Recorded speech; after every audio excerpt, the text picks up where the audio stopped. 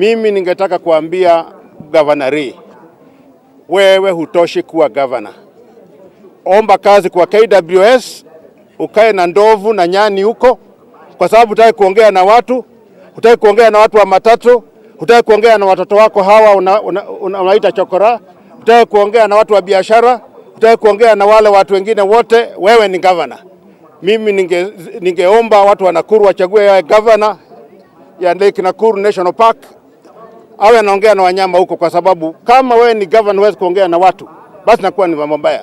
Tunaomba kwamba DCI Kinoti waweze kuchukua hatua mara moja, hao watu washikwe wapelekwe kotini. Na pia Governor Lee Kinyanjui, tunasema kwamba wakati samaki inaanza kuoza huwa inaoza kutoka kwa kichwa.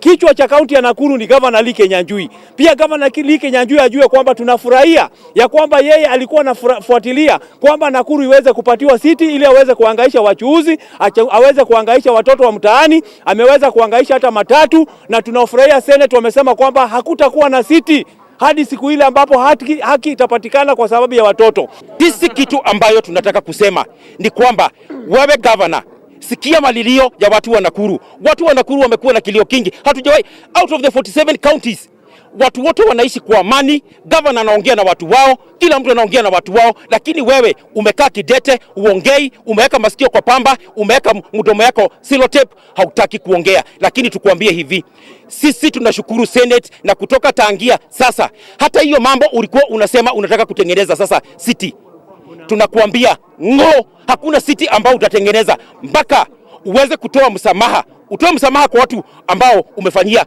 wao watoto zaidi ya 41.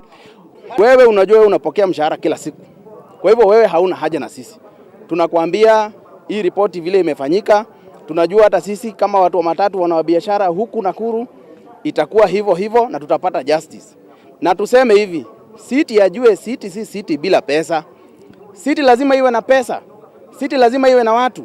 Lakini wakati unasema ati mtu ambaye yako na personal ndiye akuja Park Town, ule hasala awekewe huko Katigoro, wewe inaonekana wewe haujui uchungu wa mwana.